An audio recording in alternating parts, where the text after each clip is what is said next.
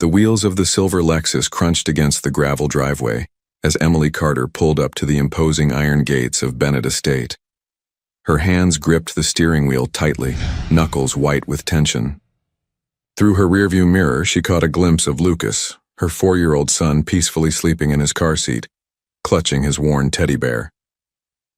"Just breathe," she whispered to herself, reaching for the intercom button. This job had to work out. After 3 months of temporary positions and endless interviews, the opportunity to be Alexander Bennett's full-time caregiver seemed like a miracle. One that came with housing for her and Lucas. The metallic voice that crackled through the intercom was cold and precise. "State your name and purpose." "Emily Carter. I'm the new caregiver Mr. Bennett hired through Highland Care Services." A pause, then the gates slowly creaked open.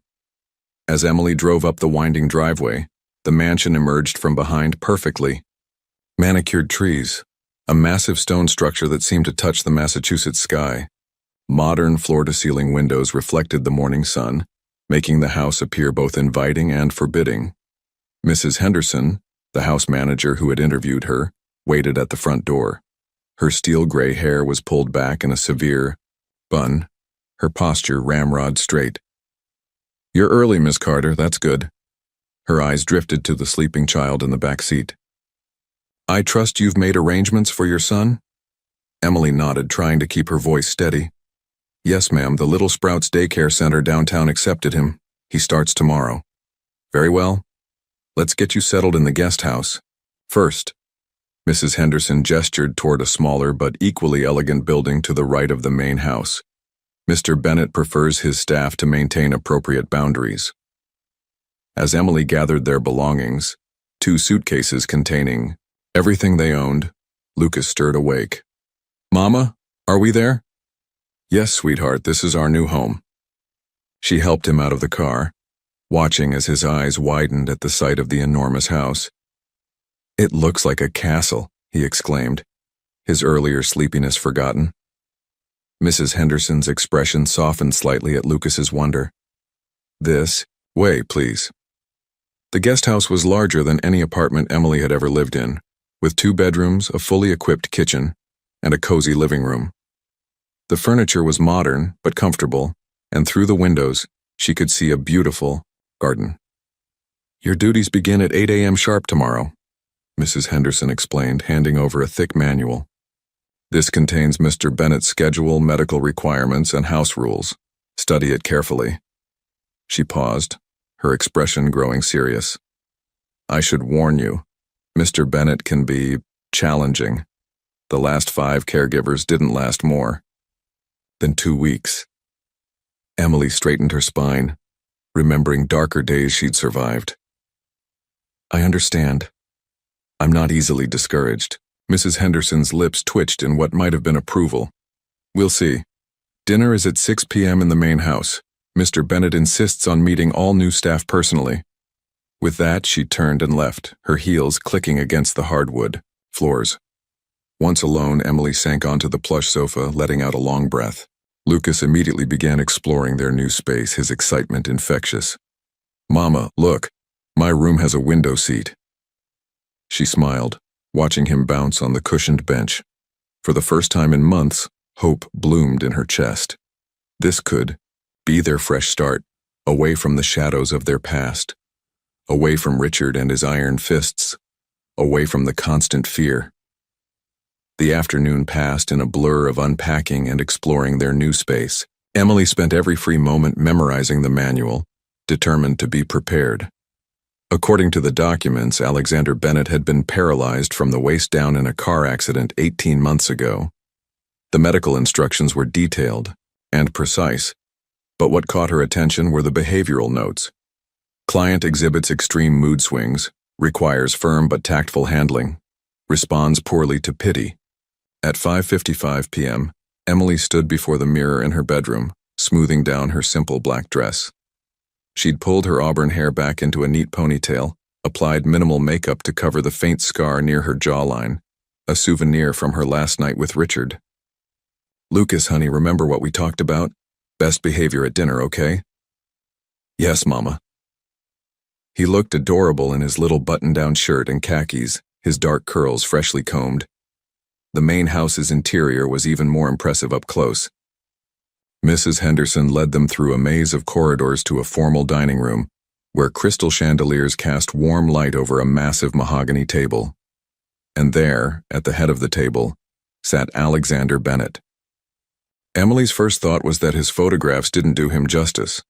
Despite the wheelchair, he commanded attention. Sharp features, intense dark eyes, and broad shoulders spoke of the athlete he'd once been.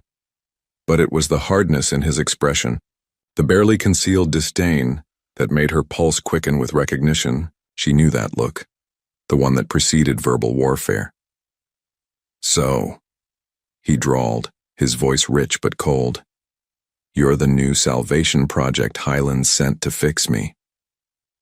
His eyes flicked to Lucas, who had partially hidden behind Emily's legs. "And you brought a bonus package. How charming." Emily felt her son's small hand tighten around hers. She'd endured far worse than sarcasm from far more dangerous men. Meeting Alexander's gaze directly, she replied, "I'm not here to fix you, Mr. Bennett. I'm here to do a job, and I do it well. That's what they all say." He gestured to the chairs with exaggerated courtesy. "Please sit. Let's see how long you last."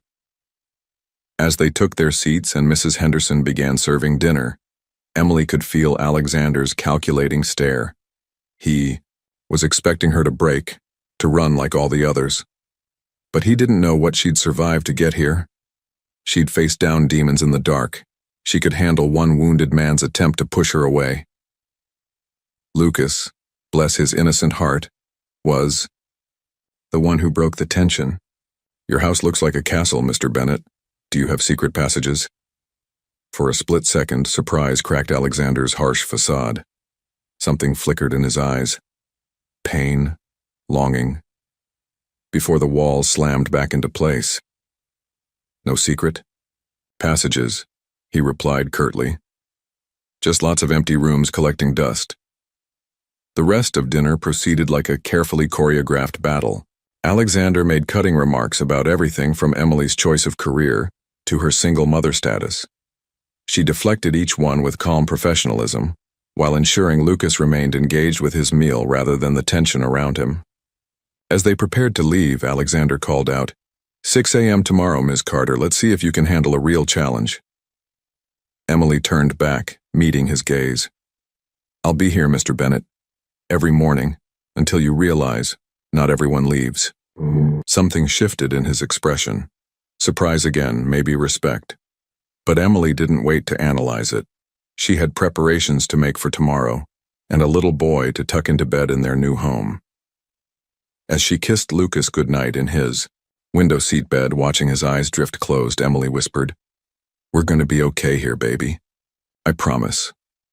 And for the first time in a long time, she actually believed it. The grandfather clock in the foyer struck 5:45 a.m. as Emily quietly closed the guest house door behind her. The early morning air held a crisp autumn chill, and the manicured grounds of Bennett Estate were still shrouded in pre-dawn shadows. She'd left Lucas sleeping peacefully, knowing Mrs. Henderson would ensure he got to daycare safely. Her footsteps echoed through the empty corridors of the main house as she made her way to Alexander's wing. The manual had been explicit about his morning routine: medications at 6 a.m. sharp, followed by range of motion exercises, then personal care. Emily had spent half the night memorizing every detail, determined to prove herself competent. She found him already awake, sitting in his bed, staring out the floor-to-ceiling windows at the growing dawn. The bedroom was massive but spartanly furnished, lacking any personal touches.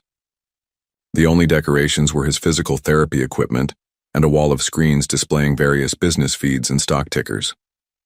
"You're early again," he said without turning. "Eager to start your mission of rehabilitation?" Emily began organizing his morning medications. "The only mission I have, Mr. Bennett, is doing my job well. Would you prefer your pain medication before or after the range of motion exercises?" He finally looked at her, eyes narrowing at her professional tone. "Before. Though I doubt you, can handle the exercises properly. Do you even know what you're doing? I spent 3 years as a physical therapy assistant before switching to private care, Emily replied calmly, measuring out his prescriptions. I'm fully certified in rehabilitation techniques for spinal cord injuries. Alexander's eyebrows rose slightly. Yet you chose to become a glorified babysitter instead? How ambitious. I chose a career that allows me to make a real difference in people's lives, Emily countered, handing him the medications, even when they don't want me to. For a moment, something like respect flickered across his face before being replaced by his usual mask of indifference. Let's see how long that idealism lasts. The next hour proved to be a battle of wills.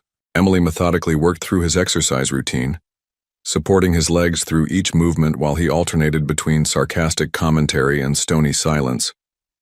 But she noticed how he bit back groans of discomfort, how his hands clenched, the sheets during particularly challenging stretches.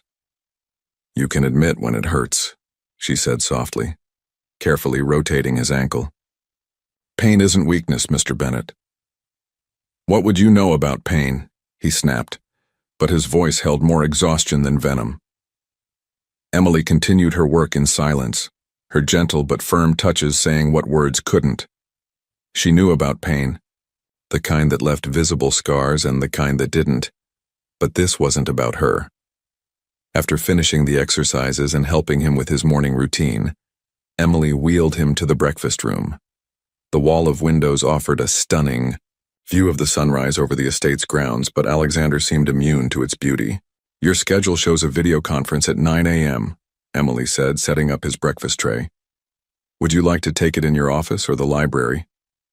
Cancel it, he muttered, pushing his food around the plate. Cancel everything. May I ask why? His laugh was bitter. Because it's all pointless. They don't need to see their CEO like this, trapped in this chair, half the man I used to be. Emily stood straighter, crossing her arms. With all due respect, Mr. Bennett, that's nonsense. His head snapped up, eyes blazing. Excuse me? You heard me. Your body may be injured, but your mind isn't. Your company needs its leader, not its victim. The silence that followed was deafening. Alexander's knuckles turned white where he gripped his wheelchair's armrests. Get out, he growled. No. I said get out. His voice rose to a shout. You're fired. I don't need your fake sympathy or your self-righteous lectures. Emily didn't move. Are you done? His next words died in his throat as he stared at her, genuinely shocked by her calm defiance. Because if you are, she continued, I'd like to remind you that you have responsibilities to your employees, your shareholders, and yourself. You can fire me if you want, but it won't change the truth. You're choosing to give up. Alexander's face contorted with rage, then crumpled into something far more vulnerable. What's the point? He whispered. Everything I was. Everything. I worked for it all depended on being able to stand tall, to command respect. Now I can't even dress myself without help. Emily pulled up a chair, sitting at eye level with him. Command isn't about standing tall, Mr. Bennett. It's about standing firm. Your accident took your legs, not your authority, not your intelligence, and certainly not your worth. He studied her face, searching for pity or manipulation, but finding only steady conviction. After a long moment, he said quietly, The conference is with our West Coast division. We're discussing a new sustainable energy initiative. Emily nodded, standing to adjust his tie. Then we should get you ready. You have 30 minutes. The rest of the morning passed in a blur of activity. Emily efficiently managed his schedule, anticipating his needs while maintaining professional distance. She noticed how he gradually began engaging more in his calls, his natural leadership emerging despite his initial reluctance. During a brief break between meetings, Alexander asked, Why didn't you leave when I fired you? Because you didn't mean it, Emily replied, organizing his afternoon medications. And because I've learned the difference between angry words and real threats. Something in her tone made him look at her sharply, but before he could respond, Lucas burst into the office, followed by an apologetic Mrs. Henderson. Mama, look what I made at daycare. He proudly held up a colorful drawing. "I'm so sorry," Mrs. Henderson began, but Emily saw how Alexander's expression softened almost imperceptibly at Lucas's innocent enthusiasm. "It's fine," he said, surprising everyone. "Let's see this masterpiece, young man." Lucas approached, the wheelchair without hesitation holding up his drawing. "It's the castle, I mean your house. See, there's you and Mama and me and Mrs. Henderson and all the trees." Emily watched as Alexander studied the child's artwork with unexpected seriousness. "Very accurate architectural rendering," he said, the corner of his mouth twitching, "though I don't recall the purple dragons." "Every castle needs dragons," Lucas declared with 4-year-old logic. For the first time since Emily had arrived, Alexander Bennett smiled, a real smile that transformed his entire face. Can't argue with that reasoning.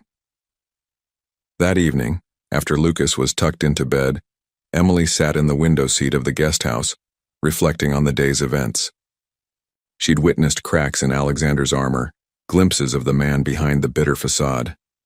But she'd also seen how quickly those walls could go back up. Her phone buzzed with a text from her old friend Nina. "How's the new job? Still alive?" Emily typed back, "Surviving. My employer is complicated." Complicated how? Should I be worried? Emily thought about Alexander's rage, his vulnerability, the way he'd smiled at Lucas's drawing. "No," she replied. "He's just lost. But I think he wants to be found."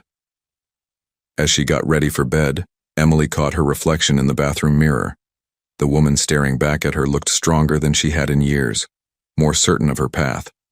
She touched the scar on her jaw, remembering how far she'd come from her own dark days. Tomorrow would bring new challenges, new battles with Alexander's demons and her own.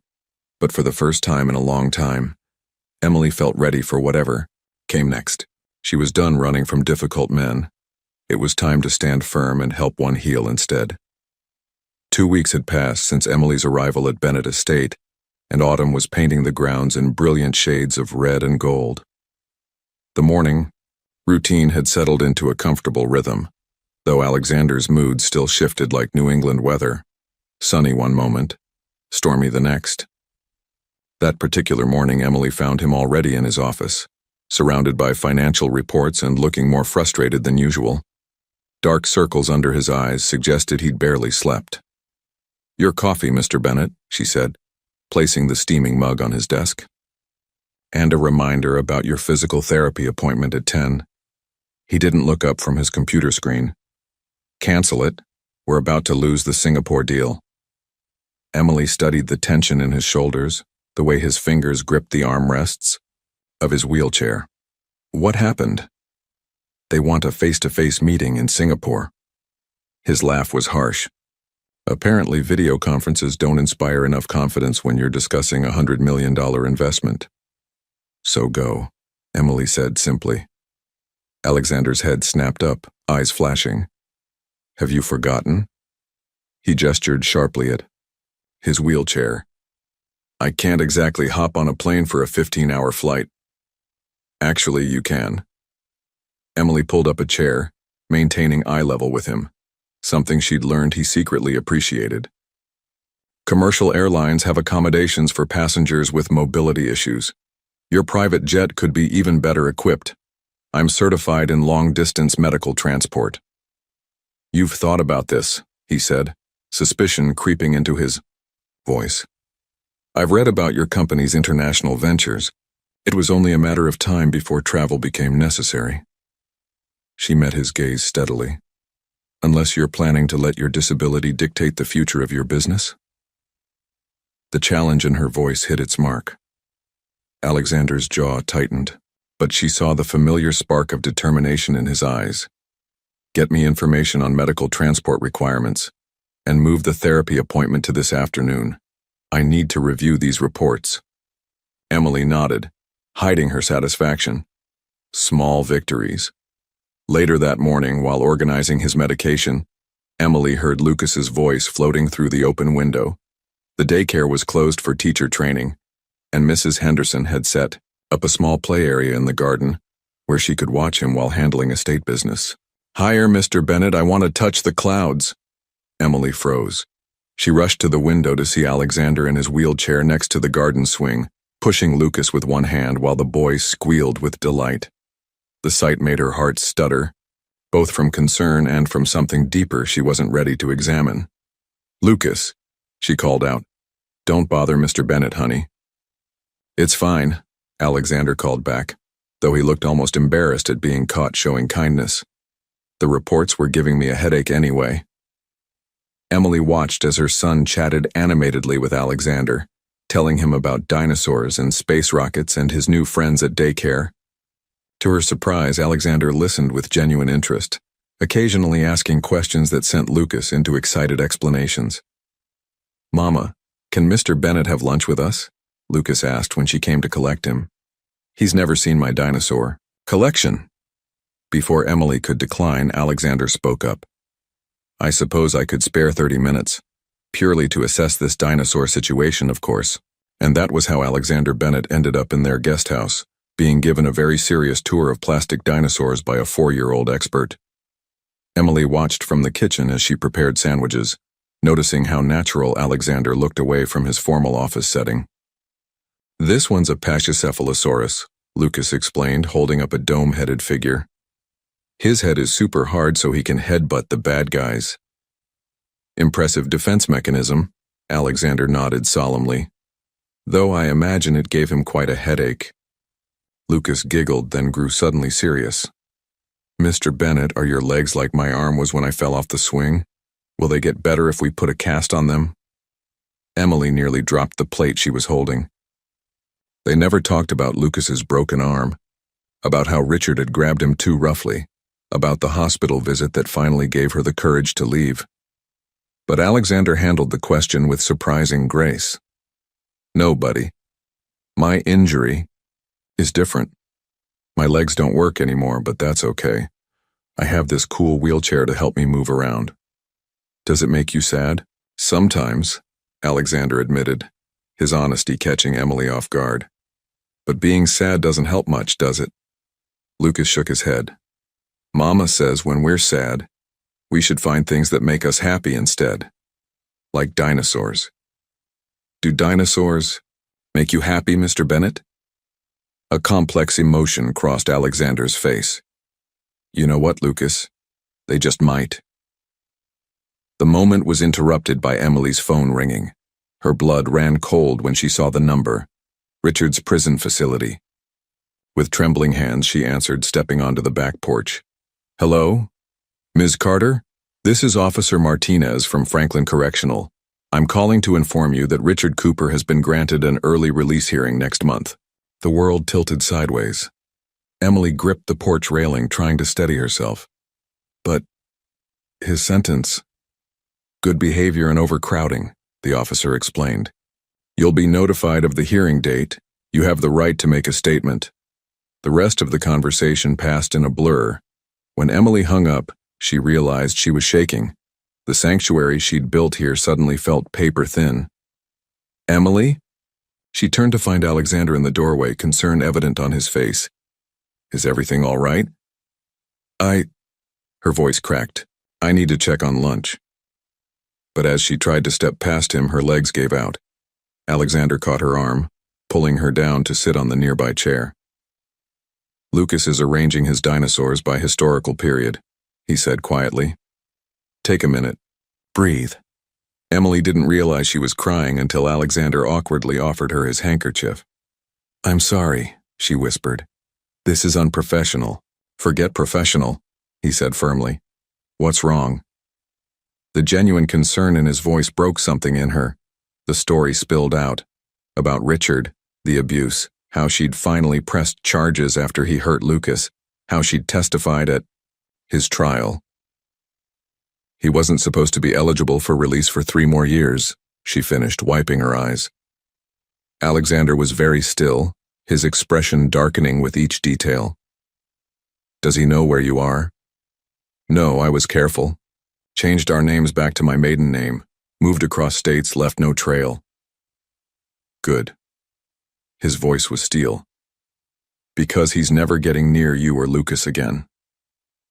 Emily looked at him in surprise. Mr. Bennett. Alexander, he corrected softly. After sharing lunch with your son's dinosaur collection, I think we can drop the formality. A wan smile touched her lips. Alexander, I can't ask you to get involved in this. You're not asking, I'm offering. He held her gaze. I have resources, Emily. Legal teams, security, connections. Let me help. In that moment, something shifted between them. The walls they'd both built began to crumble, revealing something unexpected and terrifying in its intensity. Lucas's voice drifted from inside, saving them from the weight of the moment. Mama, the dinosaurs are hungry. Emily stood, straightening her shoulders. I should go. Alexander nodded. But Emily, we're not done discussing this. As she watched him with Lucas during lunch, seeing how protective he'd become of them both, Emily realized she'd gained more than just an ally. She'd found someone who understood what it meant to fight battles that left scars, both visible and hidden. The storm clouds gathering on her horizon didn't seem quite so dark anymore. For the first time since receiving the call, Emily allowed herself to hope. Maybe, just maybe, she wasn't in this fight alone. The Singapore trip preparations dominated the next week at Bennett Estate. Emily worked tirelessly with Alexander's medical team and travel coordinators, ensuring every detail was perfect. If she threw herself into the work with unusual intensity, well, it was better than dwelling on Richard's upcoming hearing. The flight plans confirmed, Emily announced, entering Alexander's office with a stack of documents. We leave in 3 days. The medical equipment's been installed on your jet, and I've arranged for specialized transport at both ends. Alexander looked up from his laptop, frowning. We? You'll need a qualified medical attendant for the flight. Emily set down the papers. Unless you'd prefer someone else from Highland Services? No, he said quickly, then cleared his throat. But what about Lucas? Emily's expression softened. In the past weeks, she'd noticed how Alexander had begun including her son in his considerations. Mrs. Henderson offered to watch him. She's surprisingly good with children when she's not being terrifying to the rest of the staff. Alexander's lips twitched. I heard her teaching him proper tea etiquette yesterday. God help us all. His expression grew serious. Have you heard anything more about the hearing? Next Friday. Emily busied herself organizing his desk, avoiding his eyes. Nina's taking time off work to watch Lucas. Emily. His voice was gentle but firm. Look at me. She did, struck as always by the intensity of his gaze. In the month she'd worked for him, his eyes had gradually lost their coldness, replaced by something warmer that made her pulse quicken. My lawyers are the best in Massachusetts, he said. They'll be there. You don't have to face this alone. Emotion threatened to overwhelm her. Thank you, she managed. But first, we need to focus on Singapore. The investors can wait 5 minutes while we discuss your safety. Alexander wheeled himself around the desk until he was directly in front of her. Have you considered a restraining order? I had one before. It didn't stop him. The words slipped out before she could catch them, heavy with memories. Alexander's hands tightened on his armrests. Tell me. Emily sank into a nearby chair, the weight of the past pressing down on her. Richard. He was charming at first. Successful lawyer, community leader, perfect gentleman. By the time I saw the real him, we were already married. She traced the scar on her jaw absently. He was careful, you know. Never left marks where people could see. Said if I ever left, he'd use his connections to destroy me, take Lucas away. But you left anyway, Alexander said softly. The night he hurt Lucas. Emily's voice shook. I'd always told myself I could handle whatever he did to me. But Lucas? He was hanging up his coat and knocked over Richard's briefcase. Richard just snapped. When I saw Lucas's arm, she closed her eyes, fighting back tears. I got him to the hospital, told them everything. A nurse there helped us disappear that night. The silence that followed was heavy with unspoken rage. When Emily opened her eyes, Alexander's face was a mask of controlled fury. "He'll never touch either of you again," he said, his voice deadly quiet. "I promise you that." Before Emily could respond, Lucas burst into the office, followed by Mrs. Henderson. "Mama, Alexander, look what I made." The tension broke as Lucas proudly displayed a paper airplane. "Mrs. Henderson helped me write Bennett Airlines on it." "Quite professional," Alexander commented, his anger melting away as it always did around Lucas, "though I think my actual plane is a bit larger." Lucas's eyes widened. "Can I see it, please?" "Actually," Alexander glanced at Emily, "why don't we all go see it? The pilot's doing final checks today." The private hangar at Boston. Logan was massive, housing the sleek Gulfstream G650 that would take them to Singapore. Lucas was beside himself with excitement, asking endless questions about the plane while the pilot gave them a tour. Emily watched as Alexander patiently explained each feature to Lucas, noting how naturally they interacted now. Gone was the bitter man who'd greeted them that first night. In his place was someone who smiled more, who engaged with life instead of hiding from it. "And this," Alexander was saying, "is where your mom and I will be sitting for the flight." Lucas frowned. "But that's so far. I'll miss you both." "Hey, buddy," Emily knelt beside him. "It's just for a few days. You'll have fun with Mrs. Henderson and Nina. Promise you'll come back?" Lucas's lower lip trembled. Daddy didn't come back. Emily's heart shattered. Lucas rarely spoke about Richard, and she'd hoped he was too young to remember much. "Oh, baby." She pulled him close. "Lucas?" Alexander's voice was gentle but firm. "Come here." To Emily's surprise, Lucas climbed right into Alexander's lap in the wheelchair, something he'd never done before. Alexander didn't seem to mind. "Your mom and I will absolutely come back," he said seriously. "In fact, I have a very important job for you while we're gone." Lucas sniffled. "What kind of job?" "I need someone to take care of my dinosaur collection, the one you helped me start. They get lonely without proper attention." Emily watched in amazement as her son's face lit up. When had Alexander gotten dinosaurs? "I can do that," Lucas declared. "I'm really good with dinosaurs." "I know you are. That's why I'm trusting you with this mission." Alexander's eyes met Emily's over Lucas's head, and the tenderness in them made her breath catch. Later that evening, after Lucas was asleep, Emily found Alexander in his office again. "Thank you," she said softly. "For today. For everything." He looked up and for once didn't try to deflect the emotion of the moment. "Emily." He wheeled closer to her. "There's something I need to tell you." Her heart raced. "Yes?" "I've been doing some research about Richard." He hesitated. "There are rumors he's been contacting people, trying to find you. My security team intercepted a few inquiries in the Boston area." Fear gripped her chest. "How?" "He doesn't know you're here," Alexander assured her quickly. "We've made sure of that, but Emily..." He reached for her hand and she found herself taking it. His touch was warm, steady. "I need you to know that whatever happens at that hearing, you and Lucas are safe here. I'll make sure of it." The intensity in his voice, the way his thumb brushed over her knuckles, sent shivers down her spine. They were crossing lines, professional boundaries blurring into something else entirely. But in that moment, with his hand in hers and the promise of protection in his eyes, Emily couldn't bring herself to care. "We should finish the Singapore preparations," she said softly, but didn't pull her hand away.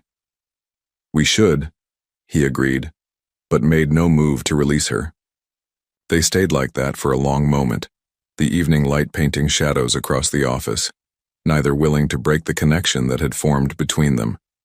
It was terrifying and exhilarating, this shift from employer and employee to something much more complicated. Finally, Emily gently withdrew her hand. "Good night, Alexander." "Good night, Emily." As she walked back to the guest house under the stars, Emily realized that for the first time since fleeing Richard, She felt truly safe. Not because of lawyers or security systems, but because of the man who looked at her son like he was precious and held her hand like she was something worth protecting. The Singapore trip loomed ahead and Richard's shadow still lingered behind. But here in the present, Emily had found something she never expected. Hope, wrapped in the growing warmth of Alexander Bennett's smile. 15 hours into the flight, to Singapore, Emily woke to the gentle hum of engines and the soft glow of cabin lights. She dozed off in her seat after checking Alexander's vitals, the medical charts still scattered across her lap. Across the aisle, Alexander was asleep in his specially modified seat, his face peaceful in a way she rarely saw when he was awake. The past few days had been a whirlwind of preparation and emotion. Saying goodbye to Lucas had been harder than she'd expected, even with Mrs. Henderson's reassurances and Nina's presence. Her son had been brave, clutching his newest dinosaur toy, a gift from Alexander, and promising to guard the collection until they returned. Emily's phone buzzed with a text from Nina. "Lucas wants to FaceTime. You up?" "Careful not to. Wake Alexander." She made her way to the plane's private office compartment. Lucas's face filled the screen moments later, his curls wild from sleep. "Mama, we had pizza and watched movies, and Mrs. Henderson let me help water the garden." His excitement was contagious. "Is Alexander there? Can I show him my new dinosaur drawing?" "He's sleeping, honey. Time zones are different here." Emily drank in the sight of her son, safe and happy. "Are you being good for Nina?" "Super good. Oh, and guess what? The lawyers came to talk to Nina. They said they're going to help keep the bad man away." Emily's heart clenched. She'd tried to shield Lucas from the reality of the hearing, but children absorbed more than adults realized. "That's right, baby. Everyone's working to keep us safe." "Alexander promised," Lucas said with complete confidence, "and he never breaks promises." After saying goodbye, Emily sat in the quiet office, trying to steady her nerves. Lucas's trust in Alexander was absolute, and if she was honest with herself, so was hers. In just a month, he'd become their protector, their safe harbor. "Emily?" Alexander's voice came from the doorway. He'd maneuvered his wheelchair there silently. "Everything okay?" "Lucas says hello." She smiled, wiping away a stray tear. "He's quite impressed with Mrs. Henderson's pizza-making skills." Alexander moved closer, concern evident in his features. "You should have woken me for the call. You needed rest before the meetings." She checked her watch. "Speaking of which, we land in 4 hours. We should review the presentation again." "Emily." His voice was soft but firm. "Stop deflecting." She met his gaze, finding warmth and understanding there.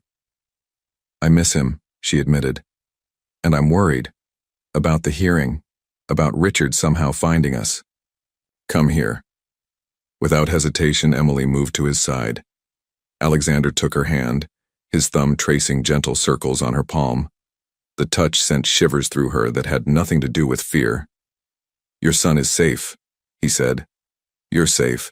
And in about 12 hours, we're going to close this deal and celebrate with the best dim sum in Singapore." Emily laughed despite herself.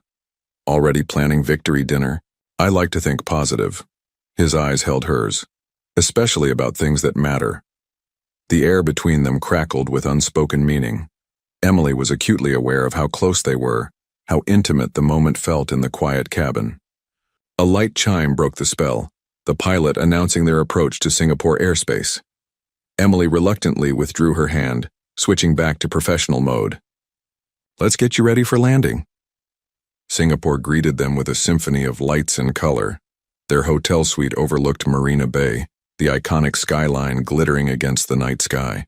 While medical assistants helped Alexander with his evening routine, Emily organized materials for tomorrow's meetings. "The investors arrive at 9, she reported, setting out his medication. "Your legal team will brief us over breakfast at 7. "Emily," Alexander's voice stopped her nervous organizing. "Come look at this view." She joined him at the floor-to-ceiling windows. The city sprawled below them, a testament to human ambition and determination. "It's beautiful." "I never thought I'd see it again," he admitted quietly. After the accident, I convinced myself my world had shrunk to the size of my estate. He glanced at her. Until you came and refused to let me hide. You never needed to hide, Alexander. Your wheelchair doesn't define you. No, he agreed softly. But you helped me remember that. He reached for her hand again, and Emily found herself drawn closer, her heart racing. The moment was interrupted by her phone ringing. Nina again. Emily's blood ran cold when she saw her friend's expression on the video call. Don't panic, Nina started, which immediately made Emily panic. Lucas is fine. He's asleep. But there's been a development. Richard's lawyer contacted the DA's office. They're trying to move the hearing up to Monday. Monday? Emily's voice cracked. But that's only 3 days away. We won't be back until Tuesday. Your lawyers are fighting it, Nina assured her. They're arguing it's deliberate manipulation, trying to hold it while you're out of the country. Alexander's voice cut through Emily's rising fear. Put the lawyer on speaker. His tone had shifted to pure CEO mode, commanding and sharp. This is Alexander Bennett. I want my entire legal team on this now. No hearing happens without Emily present, understood? Whatever resources you need, whatever strings need pulling, make it happen. The next hour was a blur of legal calls and strategy sessions. When it was finally over, Emily felt drained, her earlier peace shattered. I should go back to my room, try to sleep before tomorrow. Stay. Alexander caught her wrist gently. We can watch terrible late-night Singapore television and order room service. You shouldn't be alone right now. The offer was tempting, more than tempting. But Emily forced herself to step back. We have important meetings tomorrow. We need to stay focused. Emily. The way he said her name made her pause. You don't have to be strong all the time, not with me. Something broke inside her. Before she could think better of it, Emily found herself perched on the arm of his wheelchair, his arms wrapping around her as she finally let the tears fall. He held her close, one hand stroking her hair as she cried out her fear and frustration. I'm so tired, she whispered against his shoulder. Tired of running, of being afraid, of Richard still having this power over me. Then let me help you fight. Alexander's voice rumbled through his chest. You and Lucas, you've become... He trailed off, struggling to find words. Emily lifted her head, meeting his gaze. The emotion she saw there stole her breath. Slowly, giving her time to pull away, Alexander raised a hand to cup her cheek. His thumb brushed the scar on her jaw with infinite tenderness. I'm falling in love with you, he confessed quietly. Both of you. And I know it's complicated.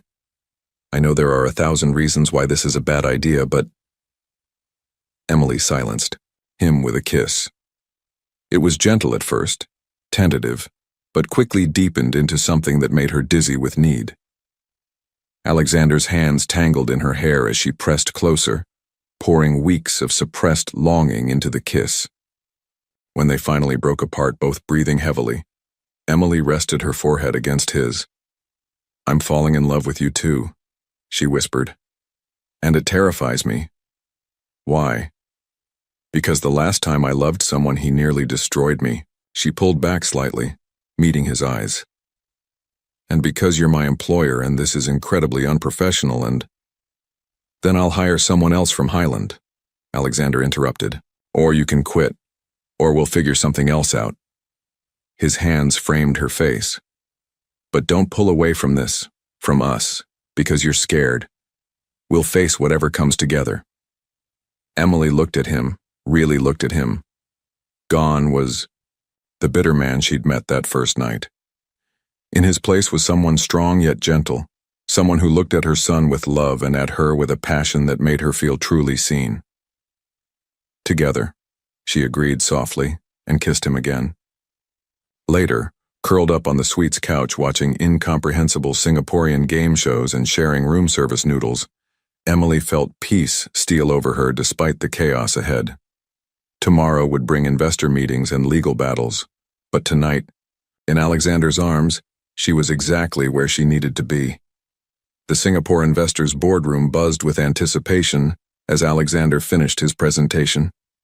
Emily watched from her position near the door, pride swelling in her chest. He commanded the room from his wheelchair with natural authority, his passion for sustainable energy innovation evident in every word. Mr. Bennett, the lead investor, Mr. Chen, spoke after a thoughtful pause. Your vision is compelling, but we have concerns about the company's stability given your condition. Emily tensed, but Alexander remained perfectly composed. My condition, Mr. Chen, has only strengthened my determination. Would you like to know what I learned during my recovery? He wheeled himself closer to the conference table. I learned that adaptation isn't weakness, it's evolution, just as our company is adapting to meet the world's changing energy needs. The next hour was a masterclass in negotiation.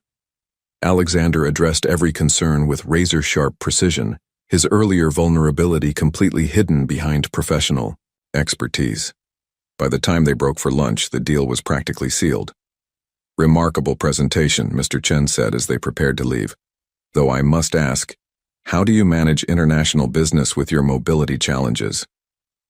I have an exceptional team, Alexander replied smoothly, his eyes meeting Emily's briefly.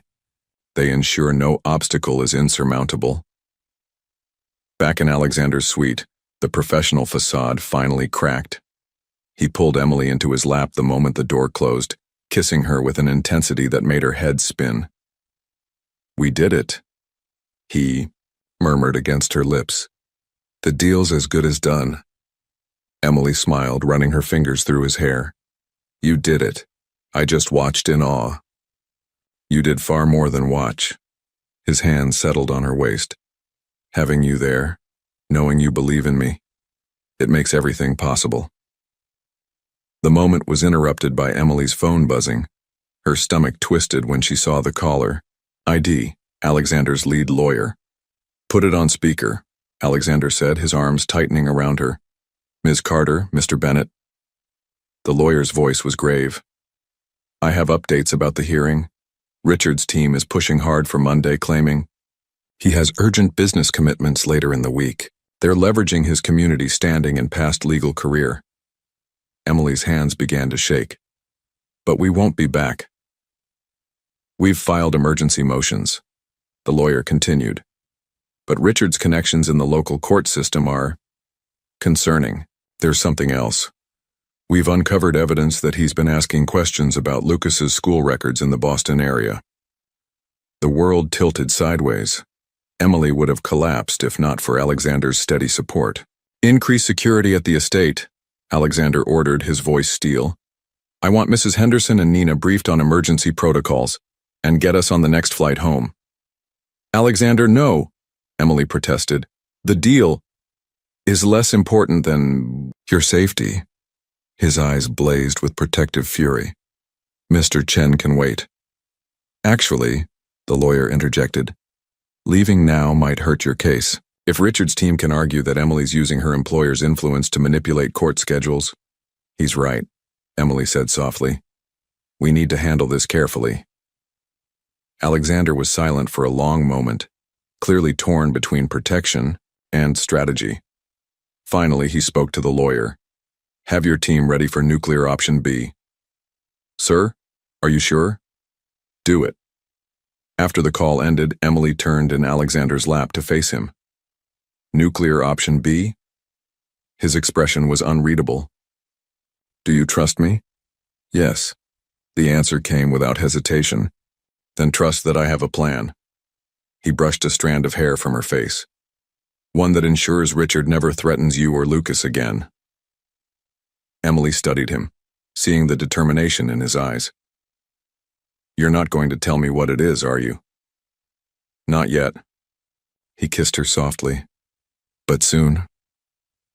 Their quiet moment was interrupted by a video call from Lucas. His excited face filled the screen, proudly showing off a new drawing. Look, I drew our family. There's me and Mama and you, Alexander, and all the dinosaurs too. Emily felt Alexander's breath catch at the word family. She squeezed his hand, watching as he engaged with Lucas, asking detailed questions about each dinosaur in the picture. The lawyers came again, Lucas mentioned casually. They said the bad man is trying to find us, but Mrs. Henderson says nobody can get past her security team. Emily's heart clenched, but Alexander responded smoothly. That's right, buddy. Mrs. Henderson is pretty fierce, isn't she? Like a T-Rex protecting her nest. Lucas giggled. She made me cookies today and taught me how to sit up straight like a proper gentleman. After saying goodbye, Emily buried her face in Alexander's shoulder. He's so innocent. He doesn't understand the danger. Good. Alexander's voice was fierce. Let him stay innocent. We'll handle the monsters. The rest of the day passed in a blur of meetings and legal calls. By evening, Emily was exhausted, emotionally and physically. She stood at the window of Alexander's suite, watching Singapore's lights twinkle while he finished a conference call with his team. Emily. His voice drew her from her thoughts. Come here. She went to him without hesitation, settling into what was becoming her favorite place, perched on his lap, his arms around her. I've been thinking, he said carefully, about us, about the future. Emily's pulse quickened. Oh? When we get home, move into the main house, both of you. He rushed on before she could respond. Not as my employee. I've already contacted Highland about sending a replacement. Move in because I love you. Because I love Lucas. Because the thought of you anywhere else, especially now. Alexander. Emily placed a finger on his lips, silencing him. Are you sure? Taking us on? It's complicated. Dangerous even with Richard. I've never been more sure of anything. His voice was rough with emotion. You and Lucas. You made my house a home again. You made me want to live again, not just exist. He caught her hand, kissing her palm. Let me protect you. Let me love you. Both of you. Emily felt tears spill down her cheeks.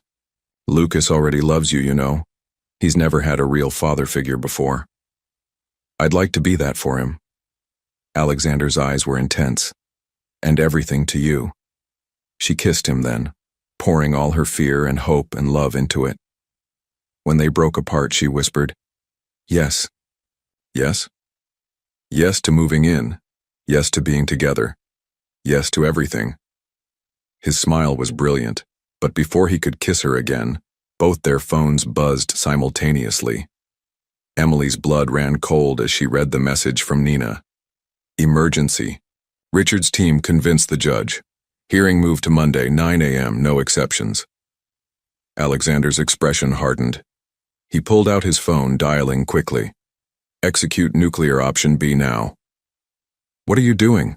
Emily asked, watching as he fired off rapid texts, making sure we're home for that hearing. His voice was pure determination. And making sure it's the last time Richard ever threatens what's mine. The possessive note in his voice sent shivers down Emily's spine, not of fear, but of security. For the first time since fleeing Richard, she felt truly protected. Whatever storm was coming, they would face it together, as a family. The private jet touched down in Boston at midnight, 36 hours before the hearing. Emily marveled at how Alexander had managed to close the Singapore deal and arrange their early departure without alienating the investors. Mr. Chen had been surprisingly understanding when Alexander explained the situation, minus the personal details. Family emergencies transcend business, the investor had said, signing the final papers. Handle what matters most, Mr. Bennett. We'll finalize the details next week. Now, as their car wound through the darkened streets toward Bennett Estate, Emily felt the weight of tomorrow pressing down on her. Lucas would be asleep, safe with Nina. But the knowledge that Richard was so close working his manipulative legal magic made her skin crawl. Alexander's hand found hers in the darkness. Stop thinking so loud, he murmured. I can't help it. She squeezed his fingers. What if? No what ifs. His voice was firm. It's time I told you about nuclear option B. Emily turned to face him, barely visible in the car's dim interior. I'm listening. I had my team investigating Richard since the day you told me about him, Alexander began. Not just his criminal record, everything, his finances, his old cases, his connections, and they found something interesting. He paused, his thumb tracing circles on her palm. Richard wasn't just abusive at home. He was dirty at work too. Emily's breath caught. What do you mean? Evidence tampering, witness intimidation, bribing court officials. Alexander's voice hardened. He buried it well, used his charm and connections to keep it hidden. But money and influence can uncover almost anything, if you know where to look. You found proof? Better. We found witnesses. Other victims who were too scared to come forward before. When my team approached them with evidence of Richard's crimes and offered protection, he smiled grimly. Let's just say they're very interested in testifying. Emily's mind raced. But the hearing is exactly where we want it. Alexander pulled her closer. Richard thinks he's clever, moving it up while we were away. He doesn't realize he's walking into a trap. My lawyers aren't just fighting his release. They're presenting evidence of his other crimes to the DA's office. By the time that hearing starts, he'll be facing new charges that make his current sentence look like a parking ticket. You've been planning this all along, Emily whispered, awe and love washing over her. From the moment I saw how he still haunts you. Alexander's free hand cupped her cheek. Nobody threatens my family. Family. The word sent warmth through Emily's chest, even as anxiety gnawed at her. What if it doesn't work? What if he still somehow... Then we fight. Together. His voice brooked no argument. But it will work. Trust me. The car pulled through the estate gates, and Emily's heart lifted at the sight of lights still burning in the guest house. As they approached, the door flew open and Lucas came running out in his dinosaur pajamas, Nina close behind. Mama! Alexander! He launched himself at them both, somehow managing to hug them simultaneously. You're home early. Emily caught him up in her arms, breathing in his sweet, familiar scent. We missed you too much to stay away. I helped Mrs. Henderson pack all our stuff, Lucas announced proudly. She says we're moving into the big house. Emily glanced at Nina, who shrugged. Mrs. Henderson is very efficient. Said something about ensuring proper familial integration before the proceedings. Alexander chuckled. Of course she did. Inside the main house, Emily was stunned to find their belongings already arranged in the family wing, a space she'd barely seen before. The rooms were warm and welcoming, with Lucas's dinosaurs artfully displayed on custom shelves and family photos already framed on the walls. When did you do all this? She asked Alexander as Lucas explored his new room with excited squeals. I may have made some calls during the flight. He pulled her down onto his lap, both of them watching Lucas bounce on his new bed. Is it too much? Too fast? Emily kissed him softly. It's perfect. Later, after Lucas was finally asleep in his new room, which Mrs. Henderson had somehow transformed into a prehistoric paradise, Emily found Alexander in his study. He was surrounded by legal documents, his expression intense.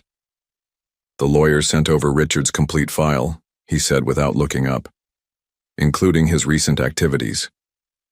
His jaw tightened. He's been methodically trying to track you since the day he went to prison. Called in favors, hired private investigators. Emily shuddered. Alexander immediately reached for her, guiding her onto his lap. Hey, look at me. She did, finding strength in his steady gaze. Tomorrow morning, my security team is picking up the witnesses. By noon, the DA will have ironclad evidence of Richard's other crimes. The hearing won't just deny his early release, it'll add years to his sentence. He stroked her cheek. You'll never have to run again. How can you be so sure? Because I protect what I love. His voice was fierce. And I love you, Emily. Carter, you and that amazing little boy sleeping upstairs, you're my family now. Richard thought he could use his legal knowledge and connections to hurt you.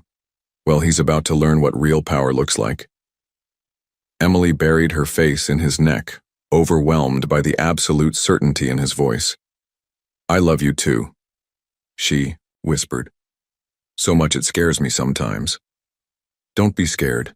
His arms tightened around her. Be excited. After tomorrow we can focus on our future, all of us together. A small voice came from the doorway. Mama? Alexander? They looked up to find Lucas there, clutching his favorite dinosaur and looking uncertain in his new surroundings.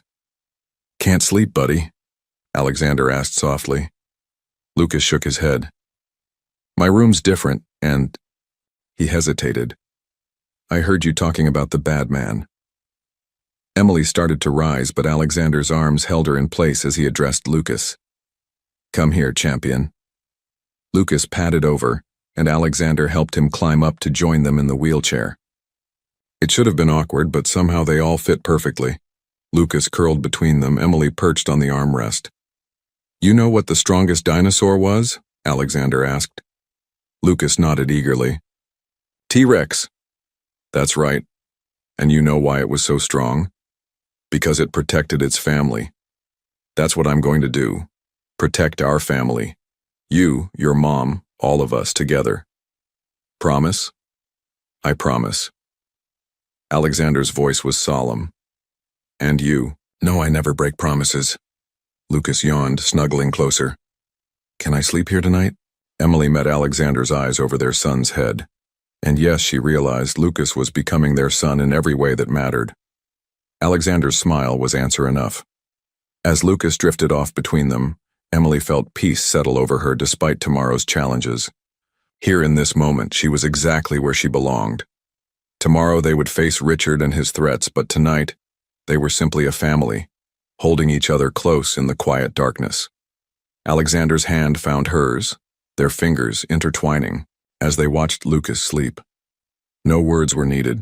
They both knew that whatever came next, they would face it together. Their love had turned strangers into family, pain into healing, and a house into a home. Let Richard try his worst. He would find that some bonds couldn't be broken, and some loves were stronger than fear.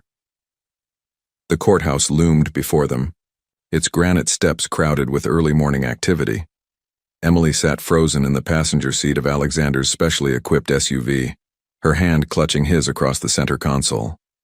They'd left Lucas safe at the estate with doubled security, but being this close to Richard made her feel like that terrified woman from a year ago. Emily. Alexander's voice drew her back. Remember what we discussed. You don't even have to look at him. My lawyers will handle everything. She took a shaky breath, smoothing her conservative navy suit, another gift from Alexander. I know, it's just seeing him again. Then look at me instead. His eyes held hers, intense and loving. Focus on me, on our future. Richard is just a shadow from your past, and after today, not even that. The courthouse's side entrance offered disabled access, allowing them to avoid the main steps where news crews had gathered. Alexander's high-profile presence at a criminal hearing had attracted attention, though his PR team had kept the details private. His legal team met them in a private conference room. 4 imposing attorneys led by Regina Walsh, a former prosecutor known for her ruthless efficiency. Everything's in place, she reported crisply. The DA is reviewing the evidence now. Richard's team has no idea what's coming. Emily's hands trembled as she sipped the water an aide brought her. Will I have to testify? No, Regina assured her. The new evidence speaks for itself. Just sit with Mr. Bennett. Your presence reminds the judge why Richard was imprisoned. In the first place. The hearing room was smaller than Emily expected, intimate in a way that made her skin crawl. She kept her eyes forward as people filed in, but she felt him enter, felt the weight of Richard's stare like ice down her spine. Alexander's hand covered hers where it gripped the wheelchair's armrest.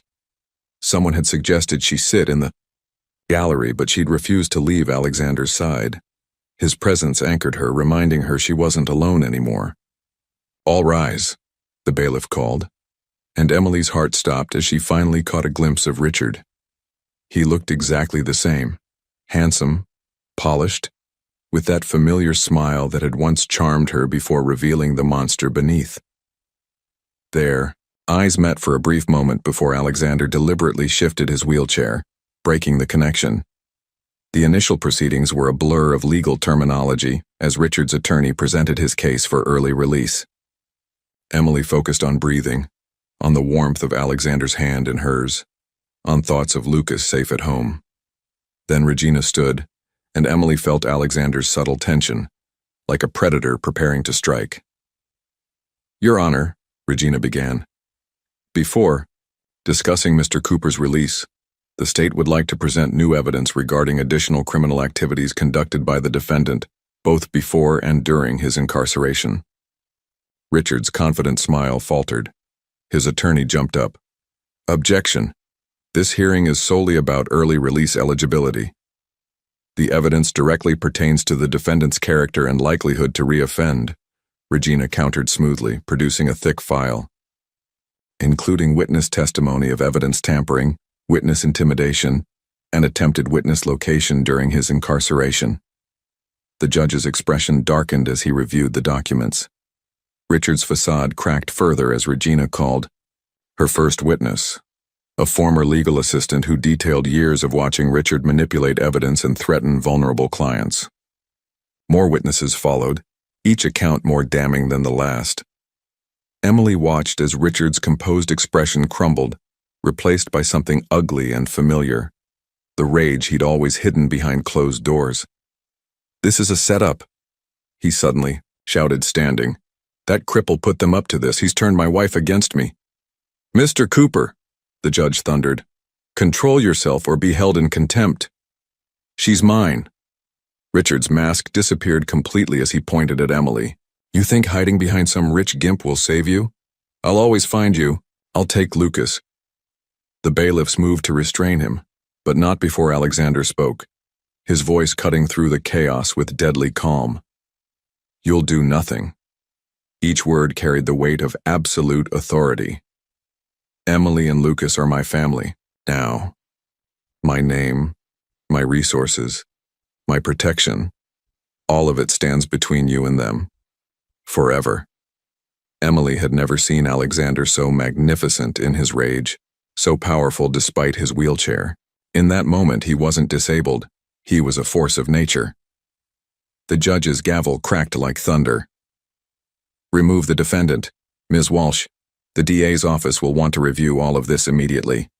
This hearing is suspended pending new criminal charges." As the bailiffs dragged Richard away, still shouting threats, Emily felt something inside her finally break free. She turned to Alexander, tears streaming down her face. "Take me home," she whispered. "Take me home to our son." The drive back to the estate was quiet, Emily processing the morning's events while Alexander made calls ensuring the new charges against Richard would stick.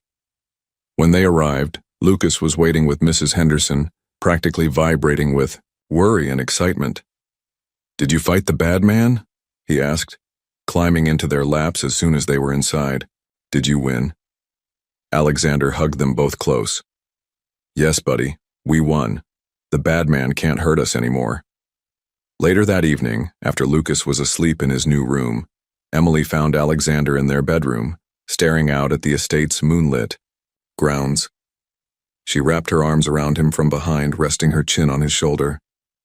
"Thank you," she whispered, "for being our shield, our protector."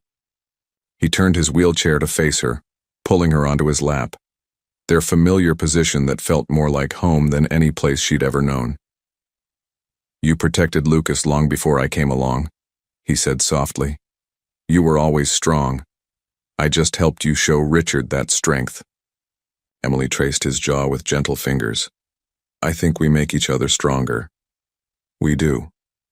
He caught her hand, kissing her palm. "Seeing you face him today, you were magnificent, love. And watching you build a new life here, seeing how you've helped me find purpose again."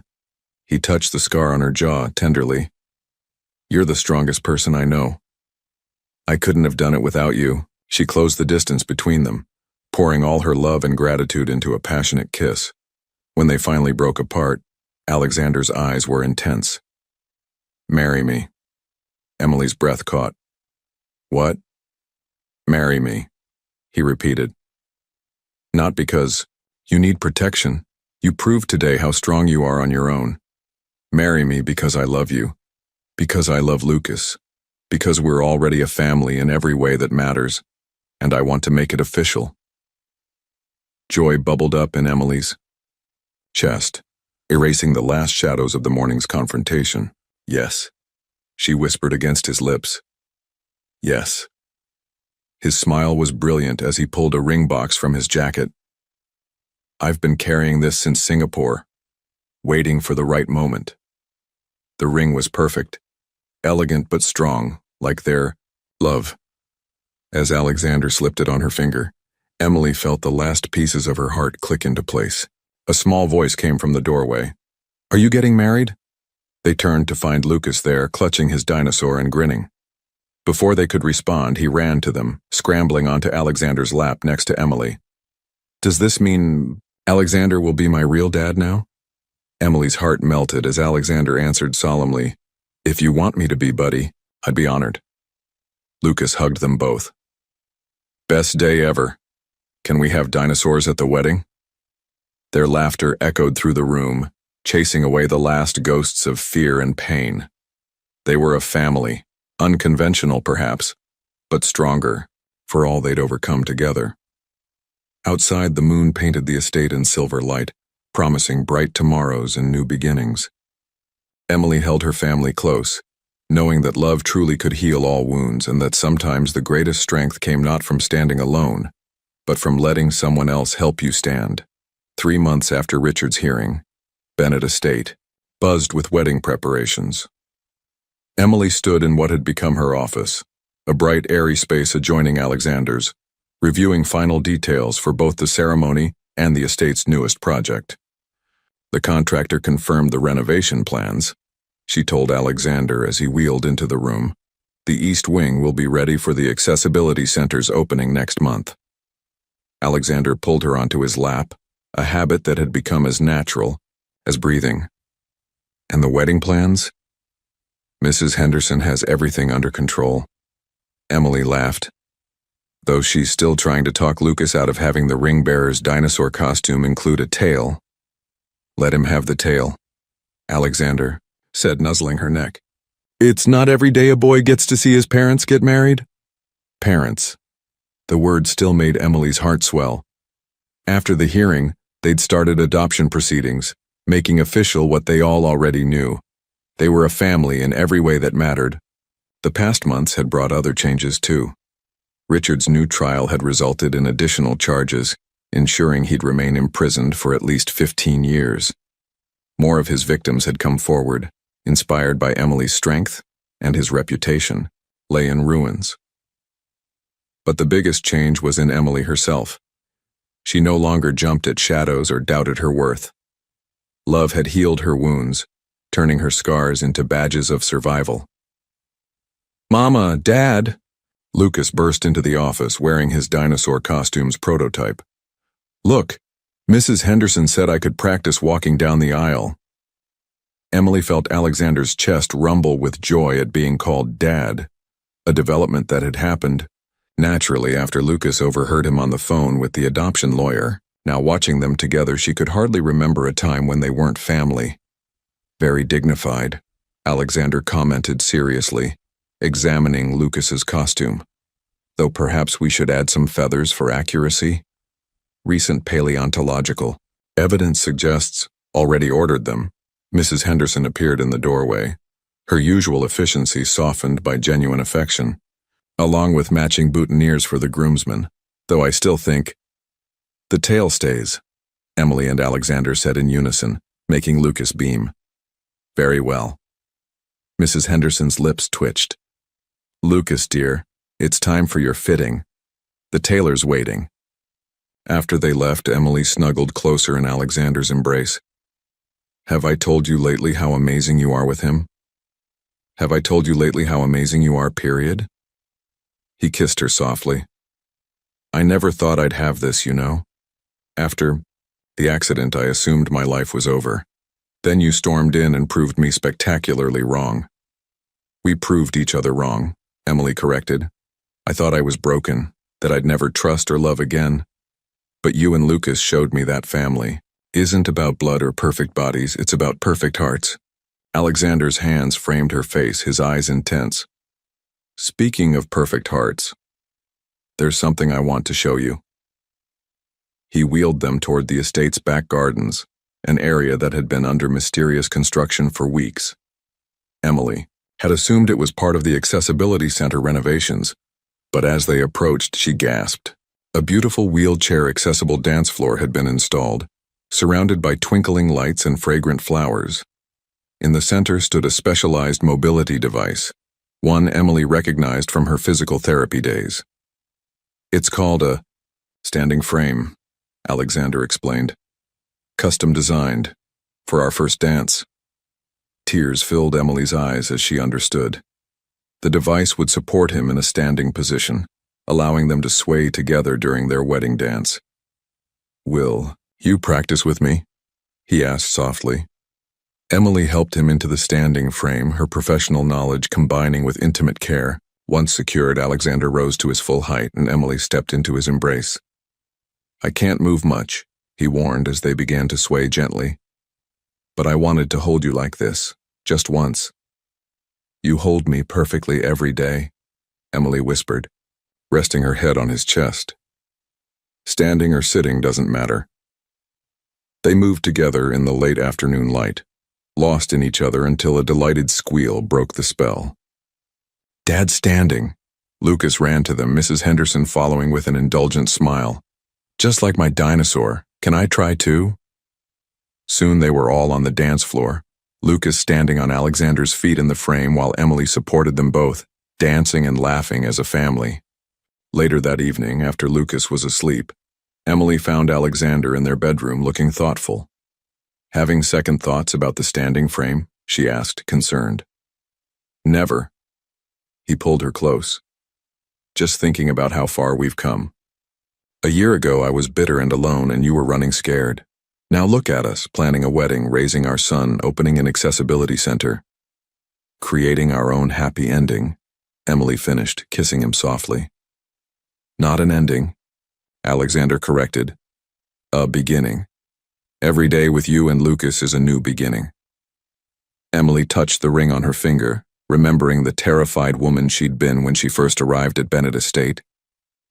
Do you know what I love most about us? My charming wit, my devastating good looks, my dinosaur expertise?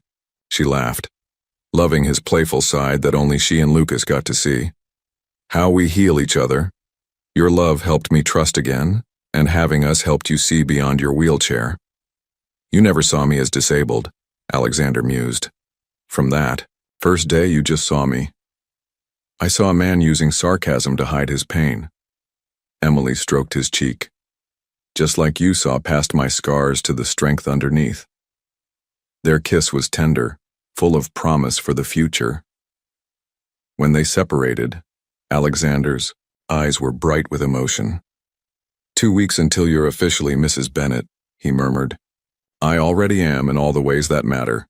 Emily settled into their familiar position, curled on his lap. Though I can't wait to see you in your tuxedo, dancing with our dinosaur ring bearer. Alexander's laugh rumbled through his chest. What did I do to deserve you? You loved me, Emily said simply. You loved us both exactly as we were and helped us become who we were meant to be. Outside their window, the garden's lights twinkled like earthbound stars, illuminating the dance floor where they'd practice their wedding dance each evening. But Emily knew their real dance had started months ago, a dance of healing, of growth, of two wounded souls finding strength in each other's love. In 2 weeks, they'd make it official before friends and family. But here, in the quiet of their room, they were already everything they needed to be. Whole, happy, and perfectly in love. The morning of the wedding dawned clear and crisp, autumn painting the Bennett Estate grounds in brilliant golds and reds. Emily stood at her bedroom window, watching the final preparations in the garden below. White chairs lined the wheelchair-accessible aisle and fairy lights twined through the pavilion where they would exchange vows. Everything's perfect, Nina said, adjusting Emily's veil. Though Mrs. Henderson is having a minor crisis over Lucas's dinosaur tail knocking over the flower arrangements during rehearsal. Emily laughed, turning to examine herself in the full-length mirror. Her dress was elegant, but simple, designed to complement Alexander's seated position during the ceremony. The scar on her jaw was visible.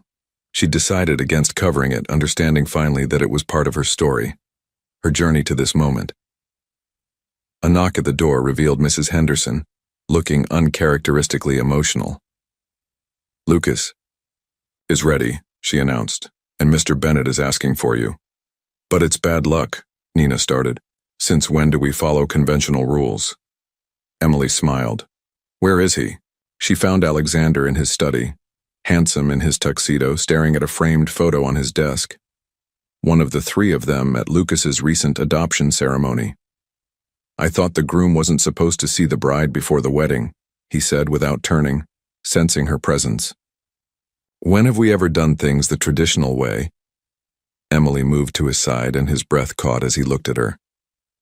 "You're beautiful," he whispered, pulling her onto his lap one last time before she became his wife. "Are you ready for this?" she asked softly. "I've been ready since the moment you walked into my life and refused to let me push you away." He touched her cheek tenderly. "Though I admit I'm a bit nervous about the standing frame dance. We've practiced it perfectly." Emily kissed him lightly, careful not to smudge her makeup. "And if anything goes wrong, we'll handle it together. Like we always do." A dinosaur roar from the hallway made them both laugh. Lucas bounded in, resplendent in his ring-bearer outfit, complete with feathered tail. "Mom! Dad! Uncle Christopher says the guests are all here." His excitement was contagious. "Can I show them my dinosaur facts before the ceremony?" "Save it for your speech at the reception, buddy," Alexander said, ruffling his hair. "Remember what we practiced?" Lucas stood straighter, suddenly serious. "Walk slowly, hold the rings carefully, and no eating the flower petals even if they look tasty." Emily hugged them both, her heart so full it hurt. "My perfect boys." The ceremony was a blend of traditional and uniquely them. The string quartet played quietly as Lucas proceeded down the aisle, his tail swishing majestically as he carried the rings on a dinosaur-shaped pillow. Emily walked alone, her choice symbolizing how far she'd come from the scared woman who'd once needed to run. Alexander waited for her under an arch of autumn flowers, his eyes never leaving hers as she approached. Their vows were personal, honest, acknowledging the broken paths that had led them to each other. "Emily." Alexander's voice was steady, despite the emotion in his eyes. "Before you, I was half alive, hiding behind walls of bitterness. You and Lucas brought light back into my world, showed me that my wheelchair doesn't define me. You loved me not in spite of my limitations, but with them, helping me see that true strength isn't about standing tall, it's about standing together." Emily's voice shook as she responded. "Alexander, you saw me when I was invisible, scared, running from shadows. You gave Lucas and me not just a home but a family. You showed me that love isn't about power or control, it's about trust, support, and choosing each other every day. My scars tell the story of survival, but you taught me they can also tell a story of hope." Lucas contributed his own surprise vows, written with Mrs. Henderson's help. "Thank you for being my real dad, for loving dinosaurs with me, and for making Mama smile again. I promise to always be the best son and to only roar at appropriate times." There wasn't a dry eye in the gathering as they exchanged rings. When the minister pronounced them married, Alexander pulled Emily onto his lap for their first kiss as husband and wife, their guests' applause mixing with Lucas's enthusiastic roaring. The reception was a celebration of their unique love story. The garden glowed with countless lights as evening fell, the autumn air filled with music and laughter. But the most breathtaking moment came during their first dance. Alexander used the standing frame perfectly, holding Emily close as they swayed to their chosen song. Tears slipped down her cheeks as they moved together, his arms strong around her. "Happy?" he whispered. "Beyond words," she replied. "Though your standing is beautiful, You know I love dancing in your lap just as much. I know. His smile was tender. But I wanted to give you one perfect fairy tale moment. Every moment with you is a fairy tale, Emily said, just not the traditional kind. Lucas joined them for the end of the dance, and soon the dance floor was full of their friends and family. Mrs. Henderson was teaching Lucas proper ballroom technique, while Nina danced with Christopher, Alexander's best man. Later, as the party continued around them, Emily and Alexander found a quiet moment alone. She sat in her familiar place on his lap, both of them watching Lucas demonstrate dinosaur facts to an attentive audience. I have a wedding gift for you, Alexander said, handing her an envelope. Inside, Emily found documents for the Bennett Foundation for Domestic Violence Survivors, a new charity established in her name, dedicated to helping others escape abuse and rebuild their lives. The Accessibility Center was just the beginning, Alexander explained. I thought we could help other families find their strength like we found ours. Emily kissed him, pouring all her love and gratitude into it. Have I told you lately that you're amazing? Yes, but feel free to keep reminding me. His eyes turned serious. I mean it though, Emily. What we have, this love, this family, it's rare and precious. I want to help others find their happy endings too. Not endings, Emily corrected, echoing his words from before. Beginnings. As if on cue, Lucas ran up to them. Mom, Dad, Mrs. Henderson says it's time for cake, and she promised I could show everyone how T-Rex would eat it. They laughed, gathering their son close. Around them, the garden glowed with warmth and possibility. Emily looked at her family, her strong, beautiful, unconventional family, and felt nothing but joy. Their love story wasn't traditional. It was better. It was real, built on understanding, growth, and the kind of strength that comes from healing together. Their scars, both visible and hidden, had become badges of honor, marking the path that led them to each other. As the stars appeared above Bennett Estate, Emily held her family close, knowing that their greatest adventure was just beginning. Love had given them a second chance, turning their broken pieces into something beautiful and whole. And that was the greatest fairy tale of all. If you found love again after trauma, what would matter more to you? Having someone protect you fiercely like Alexander, or having someone believe in your strength like he did with Emily? Share your thoughts on what makes a partner truly healing. Leave your opinion in the comments. Thank you for watching. If you enjoyed the story, please subscribe to our channel and leave a comment below letting us know what you thought. Your feedback and support mean a lot to us. Stay tuned for more exciting stories.